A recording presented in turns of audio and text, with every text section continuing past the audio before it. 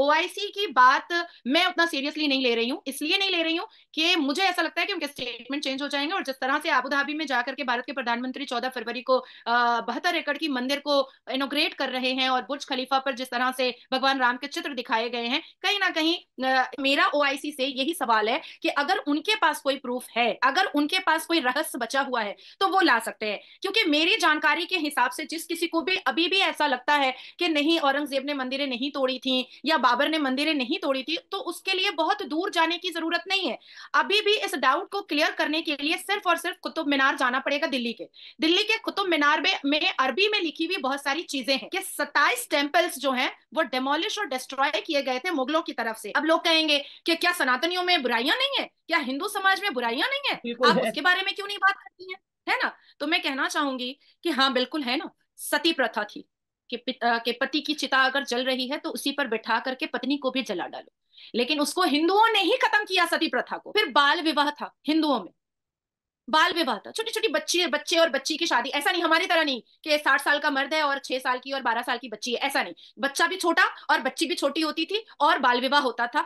तो फोर्सिबली हिंदू समाज ने कहा कि चाइल्ड मैरिज एक्ट आया जाए, जिस पर सख्त कानूनी सजा बना दी गई। इसी भारत में रहने वाला मुसलमान मर्द अपने घर में 4 बीवियां रखता है, और इसी भारत में रहने वाला हिंदू मर्द एक से ज्यादा बीवी अगर रखता है तो वो 7 साल के लिए जेल चला जाता है। तो ये सजा किसने बनाई, ये इम्प्लीमेंटेशन कौन लाने की कोशिश किया, ये जो रिफॉर्म आया ये हिंदू समाज ने एक्सेप्ट किया ना? क्या शोएब आपको कल को बेटी होगी, क्या आप उसकी शादी 6 साल में कर दीजिएगा 40 साल के आदमी से? क्या नहीं। आप 12 साल की अपनी बेटी की शादी आप 35 साल के मर्द से शादी कीजिएगा? क्या आपके 9 साल की बच्ची को अगर प्यूबर्टी हो जाती है, पीरियड्स हो जाती है, क्योंकि ग्लोबल वार्मिंग है, डाइट ऐसा है अभी, तो क्या क्या कल को 10 मौलाना आकर आपको कहेंगे शोएब तुम्हारी बेटी को प्यूबर्टी हो गई, अब इसका निकाह जायज है, करना पड़ेगा नहीं तो ये आवारा हो जाएगी? क्या आप रिवॉल्यूशन पर खड़े नहीं होंगे? क्या आप स्टॉप बर्न नहीं होंगे? क्या आप वल्नरेबल नहीं होंगे? क्या आप नहीं आवाज ऊंची करेंगे कि नहीं? अच्छे लगते हैं शोएब, मुझे बहुत अच्छे लगते हैं तीखे सवाल। ऐसा है शोएब कि झूठ का चूरन और फरेब का चश्मा बहुत ज्यादा दिन नहीं बिकता है। अगर नाजिया किसी को अट्रैक्ट करने के लिए या नाजिया इलाही खान किसी को खुश करने के लिए बातें कर रही होती, तो नाजिया की जर्नी कैमरा के सामने 9 साल की नहीं होती। शायद 9 महीने में मैं लापता स्ट्रीट हो जाती, है ना? 9 साल कंटिन्यूअसली कैमरा के सामने बैठना और अपनी बातों पर टिके रहना, अपनी बातों पे अटल रहना, और बहुत सारे सत्य तथ्य प्रूफ रेफरेंस के साथ अपनी बातों को रखना, और सामने में उंगलियां दिखा करके आंखें बड़ी बड़ी करके ये कहना कि अगर है हिम्मत तो सामने आकर डिबेट करो, अगर है हिम्मत तो मेरे इस सवाल का जवाब दे डालो, अगर है हिम्मत तो कहो कि ना पर गलत हो। मैं अपने भारत के अवेसी, जोड़ा अवेसी या मुसलमान समाज के जो लीडर होकर के बैठे हैं, या बर्क साहब है या मदनी साहब है या बुखारी साहब है, मैं अभी किसी और देश के बारे में बात नहीं कर रही हूँ, मैं उनको अपना नेता या मैं उनको अपने मुस्लिम मुस्लिम कम्युनिटी का मसीहा कैसे मान लूं, जो ये बेहूदगी, ये अश्लीलता, ये और ये बच्चियों पर अत्याचार को नहीं बंद कर पा रहे हैं? मैं उनको कैसे हाँ बोल दूं कि आप अच्छे हैं और मैं ही खराब हूं? मैं क्या दोस्तों नमस्कार, जय हिंद। नाजिया इलाही खान ने बड़ा ही करारा जवाब दिया है। जितने भी राम विरोधी हैं, राम मंदिर के विरोध में जो भी बोलते हैं, यह बताते हैं कि राम मंदिर नहीं होना चाहिए, बाबरी मस्जिद को नहीं तोड़ना चाहिए। इस तरह के जितने भी बातें लोग बोलते हैं, चाहे देश में हो या विदेश में हो, सारे लोगों को नाजिया इलाही खान ने काफी करारा जवाब दिया है। ऐसा जवाब दिया है जिसका उत्तर किसी के पास नहीं होगा। तो कौन कौन सा जवाब दिया है और कैसे नाजिया इलाही खान ने जवाब दिया है, जानेंगे आज के इस वीडियो में। तो चलिए सुनते हैं नाजिया इलाही खान का करारा जवाब, जो कि उन्होंने विरोधियों को दिया है, जिससे कि सारे विरोधी चुप हैं, जिसके पास कोई सवाल का जवाब नहीं है। ऑर्गेनाइजेशन ऑफ इस्लामिक कॉरपोरेशन ने आज काफी जगह, एक्चुअली बीबीसी वर्ल्ड न्यूज ने भी इस बात को थोड़ा बहुत मिर्च मसाला लगाकर दिया है। और organisation of Islamic corporation OIC को आज मेरे लीगल फर्म की तरफ से एक मेल भी गया है, जो वो एक्चुअली में एक लेटर है, एक पिटिशन है। और साथ साथ मैंने उनके ब्यूरोक्रेट को मैंने एक और भी रिक्वेस्ट किया है, क्योंकि भारत के रह India Muslim Personal Law Board और शिया बोर्ड तो हार चुके थे ये केस, और जो जजमेंट राम मंदिर के पक्ष में आया था वो एएसआई आर्कियोलॉजिकल सर्वे रिपोर्ट जो तैयार किया था के मोहम्मद साहब ने, और आचार्य जी जगत गुरु रामभद्र आचार्य जी ने जो 441 ग्रंथों के प्रूफ रखे थे, जिसको एक मुस्लिम जस्टिस ने कहा था कि मैं इस संस्कृत को या इस भाषा को नहीं समझ पा रहा हूं, इसको ट्रांसलेट किया जाए। तो योगी महाराज जी ने यह जिम्मेदारी ली थी और 1 महीने के अंदर उन्होंने ट्रांसलेट करके ओरिजिनल प्रूफ के साथ उसको सबमिट करवाया था। और तमाम जजेस ने ये बात कही थी कि 2 डेकेड के हेयरिंग और पिटिशन के बाद ये केस पक्ष में जा रहा है हिंदुओं के, क्योंकि Muslim All India Muslim Personal Law Board और शिया बोर्ड और जितने भी 210 पिटिशन फाइल हुए थे वो सब के सब मुसलमानों के बेकार हो चुके थे, क्योंकि वो साबित नहीं कर पाए थे। तो मेरा ओआईसी से यही सवाल है कि अगर उनके पास कोई प्रूफ है तो वो दिखा सकते हैं, अगर उनके पास कोई रहस्य बचा हुआ है तो वो ला सकते हैं। क्योंकि मेरी जानकारी के हिसाब से जिस किसी को भी अभी भी ऐसा लगता है कि नहीं औरंगजेब ने मंदिरें नहीं तोड़ी थी या बाबर ने मंदिरें नहीं तोड़ी थी, तो उसके लिए बहुत दूर जाने की जरूरत नहीं है। अभी भी इस डाउट को क्लियर करने के लिए सिर्फ और सिर्फ कुतुब मीनार जाना पड़ेगा। दिल्ली के कुतुब मीनार में अरबी में लिखी हुई बहुत सारी चीजें हैं, अरबी में लिखी हुई है, लेकिन मुसलमानों को अरबी टू अपने कंफर्टेबल लैंग्वेज को ट्रांसलेट करना पड़ेगा। और कुतुब मीनार में अरबी में लिखा हुआ है कुव्वतुल इस्लाम, कुव्वतुल इस्लाम लिखा हुआ है, जिसमें ये साफ लफ्जों में लिखा हुआ है कि 27 टेम्पल्स जो हैं वो डेमोलिश और डिस्ट्रॉय किए गए थे मुगलों की तरफ से। एक किताब भी है ताजुल महसिर एक किताब है जो भारत में, पाकिस्तान में, इंडोनेशिया में, ईरान में हर जगह पाई जाती है, ताजुल महसिर, जिसको लिखने वाले हसन निजाम, उन्होंने भी अपनी किताब में ये बात लिखी है कि 27 बड़े बड़े टेम्पल्स को मुगलों ने डिस्ट्रॉय और डेमोलिश किया है। और इस बात की पुष्टिकरण कई कई ऐसे राइटर ने किया है, मुसलमान राइटर ने किया है।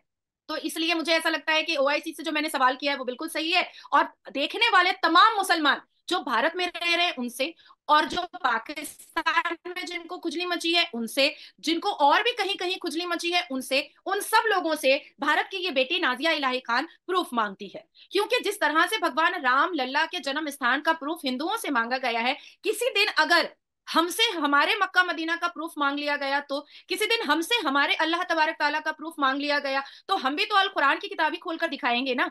हमें भी तो अल कुरान की किताबी खोलनी पड़ेगी ना। हमें भी तो ईमान ही है ना अल्लाह पर। हमें भी तो प्रॉफिट मोहम्मद सल्लल्लाहु अलैहि वसल्लम की सुन्नतों पर हमने भी तो ईमान लाया हुआ है ना। हमने तो अपने कान से देखा नहीं है प्रॉफिट मोहम्मद को, और अपने आंख से देखा भी नहीं है, और अपने कान से सुना भी नहीं है अल्लाह को, ना ही प्रॉफिट मोहम्मद को। तो उसी तरीके से किसी भी धर्म की आस्था और ईमान को हमें इस तरह से क्वेश्चनेबल मार्क नहीं लगाना चाहिए। क्योंकि अगर हमसे ये सवाल किया जाएगा तो हम भी अपने अल कुरान की सूरतों और आयतों को ही पेश कर पाएंगे, इसके अलावा कुछ भी नहीं पेश कर पाएंगे। अब देखिए ना, कल की ही बात मैं बता रही हूँ कि कल जो है शोएब, मीरा रोड में महाराष्ट्र में कुछ सनातनी जो परिवार हैं वो हनुमान जी का झंडा वंडा लगा करके और राम भगवान का झंडा लगा करके वो निकल गए जय श्री राम का नारा लगाते हुए।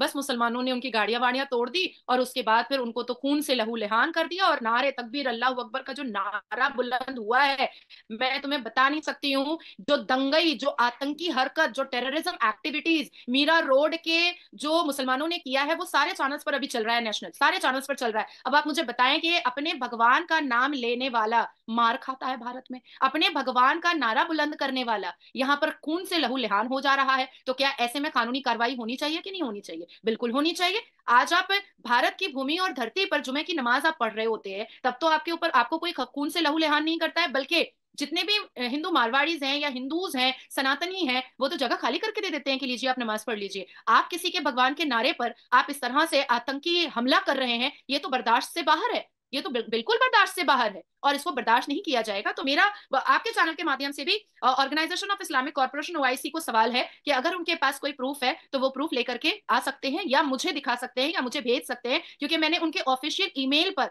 मैंने उनको मेल किया हुआ है बजाते पूरा पिटिशन कि अगर बाबरी मस्जिद का कोई भी प्रूफ या तथ्य उनके पास है तो वो ला सकते हैं। नादिया जी बिल्कुल ऐसा ही है, बात तो सबूत के ऊपर होती है। अगर हिस्ट्री के ऊपर देखा जाए तो बहुत सी ऐसी चीजें हैं हमारी बुक्स में ये प्रॉपर लिखा गया है। हमारे बड़े हमें ये बताते हैं कि भाई मुगल आए, उन्होंने मंदिरों को डिमोलिश किया। यहाँ पे वो अगर बात करें बाबर की, वो आया, उसने मंदिर को डिमोलिश किया। बहुत से ऐसे, और इस कंसेप्ट में बताया जाता है कि भाई हमारे वो हीरोज थे, वो आए, उन्होंने पाकिस्तान या बरसगीर में पूरे हिंदुस्तान में जो सा वो इस्लाम का झंडा लहराया, हिंदुओं को जो सा वो इस तरीके से, ये सारी चीजें हमें हमें खुद बताई जाती हैं। लेकिन मैं जिस चीज से कंफ्यूज हूँ, मैं इस चीज से कंफ्यूज हूँ, एक साइड पे ओआईसी ऐसी स्टेटमेंट दे देती है कि भाई यहाँ पे मस्जिद नहीं मंदिर मंदिर नहीं मस्जिद था। दूसरी साइड पे वही ओआईसी के जो मेंबर हैं, चाहे सऊदी अरेबिया हो चाहे यूएई हो, वो जाके इंडिया में इन्वेस्टमेंट भी करता है। उसी ओआईसी के मेंबर्स को इंडिया के साथ रिलेशन भी बेहतर करने हैं। और फिर बात करें बुर्ज खलीफा की, वो भी इस्लामिक स्टेट में है, इस्लामिक कंट्री में है, तो वहां पे भी अगर देखा जाए तो खबरें ये आ रही हैं कि भाई राम के हवाले से कि भाई जो लॉर्ड राम है उनकी फोटो वहां पे दिखाई गई। हाँ जी, 22 जनवरी को मैंने आपसे आपको कहा ही था कि 160 से ऊपर देशों से ज्यादा देशों ने भगवान राम में लीन हुए हैं और दिया जलाए हैं, फूलों की बारिश हुई है और पूजा आराधना हुई है। उसी के साथ साथ बुर्ज खलीफा पर भी भगवान राम के चित्र दिखाए गए हैं और लोग काफी प्रशंसा किए हैं। लोगों को बहुत अच्छा लगा है, क्योंकि दुबई में, आबू धाबी में रहने वाले, सऊदी अरबिया में रहने वाले हिंदू बहुत खुश हुए, सनातनी बहुत खुश हुए और उनको बहुत अच्छा लगा। साथ ही साथ अभी भगवान राम की राम मंदिर अयोध्या में जो बनी है, उससे कुछ मुसलमान तो चिंतित थे ही, उनको तो हार्ट अटैक और खुजली आई हुई थी कि कल फिर एक रिपोर्ट वो कंप्लीट हो गई और 14 फरवरी को हमारे भारत के प्रधानमंत्री उसके इनॉग्रेशन के लिए भी जा रहे हैं। तो मुझे ऐसा लगता है कि ओआईसी अपने इस स्टेटमेंट को बिल्कुल चेंज करेगा और मेरे पिटिशन को मिलने के बाद और ब्यूरोक्रेट के पास उनके टेबल पर पहुंचने के बाद ये उनके स्टेटमेंट में कुछ ना कुछ चेंजेस जरूर आएंगे। और ओआईसी की बात मैं उतना सीरियसली नहीं ले रही हूँ, इसलिए नहीं ले रही हूँ कि मुझे ऐसा लगता है कि उनके स्टेटमेंट चेंज हो जाएंगे। और जिस तरह से आबू धाबी में जाकर के भारत के प्रधानमंत्री 14 फरवरी को 72 एकड़ की मंदिर को इनोग्रेट कर रहे हैं और बुर्ज खलीफा पर जिस तरह से भगवान राम के चित्र दिखाए गए हैं, कहीं ना कहीं ये पॉजिटिव है हमारे लिए कि हमसे रिलेशन वो खराब तो नहीं करना चाहते हैं। नाजिया जी हम नहीं नहीं, बिल्कुल। मुझे तीखे सवाल ही अच्छे लगते हैं शोएब, मुझे बहुत अच्छे लगते हैं तीखे सवाल। ऐसा है शोएब कि झूठ का चूरन और फरेब का चश्मा बहुत ज्यादा दिन नहीं बिकता है। अगर नाजिया किसी को अट्रैक्ट करने के लिए या नाजिया इलाही खान किसी को खुश करने के लिए बातें कर रही होती, तो नाजिया की जर्नी कैमरा के सामने 9 साल की नहीं होती। शायद 9 महीने में मैं लापता स्ट्रीट हो जाती, है ना। 9 साल कंटिन्यूअसली कैमरा के सामने बैठना और अपनी बातों पर टिके रहना, अपनी बातों पे अटल रहना और बहुत सारे सत्य, तथ्य, प्रूफ, रेफरेंस के साथ अपनी बातों को रखना और सामने में उंगलियां दिखा करके, आंखें बड़ी बड़ी करके ये कहना कि अगर है हिम्मत तो सामने आकर डिबेट करो, अगर है हिम्मत तो मेरे इस सवाल का जवाब दे डालो, अगर है हिम्मत तो कहो कि ना पर गलत हो। मैं अपने भारत के अवेसी, जोड़ा अवेसी या मुसलमान समाज के जो लीडर होकर के बैठे हैं, या बर्क साहब है या मदनी साहब है या बुखारी साहब है, मैं अभी किसी और देश के बारे में बात नहीं कर रही हूँ, मैं उनको अपना नेता या मैं उनको अपने मुस्लिम कम्युनिटी का मसीहा कैसे मान लूं, जो ये बेहूदगी, ये अश्लीलता, ये बच्चियों पर अत्याचार को नहीं बंद कर पा रहे हैं। मैं उनको कैसे हाँ बोल दूं कि आप अच्छे हैं और मैं ही खराब हूं? मैं क्या मैं तो आपने देखा कि नाजिया इलाही खान बड़े ही करारा ढंग से विरोधियों को जवाब दे रही है और जितने भी लोग राम मंदिर का प्रूफ मांगते हैं उसे वह कह रही है कि राम मंदिर का अगर प्रूफ मांगते हो तो मक्का मदीना का भी प्रूफ मांगो, क्योंकि मक्का मदीना का अगर प्रूफ मांगा जाएगा तो सारे लोगों की मुंह बंद हो जाएगी। वहीं पर वह कह रही है कि अपने भगवान का नाम लेने पर और उसकी पूजा करने पर अगर आतंकवादी हमला होता है तो हिंदुओं का यह दुर्भाग्य है। भारत में हिंदू अपने भगवान का पूजा नहीं करेंगे, नाम नहीं लेंगे, तो कहाँ पर हिंदू पूजा करने जाएगा? क्या वह विदेश में पूजा करने जाएगा, विदेश में अपना किसी तरह का त्यौहार मनाएगा? वहीं पर नाजिया इलाही खान कह रही है कि जब जुमे की नमाज होती है तो सारे हिंदू भाई जगह खाली कर देते हैं और मुस्लिम लोगों को अच्छे से नमाज करने देते हैं ताकि उसे किसी तरह की दिक्कत नहीं हो। वहीं पर इससे नाजिया इलाही खान काफ़ी नाराज है।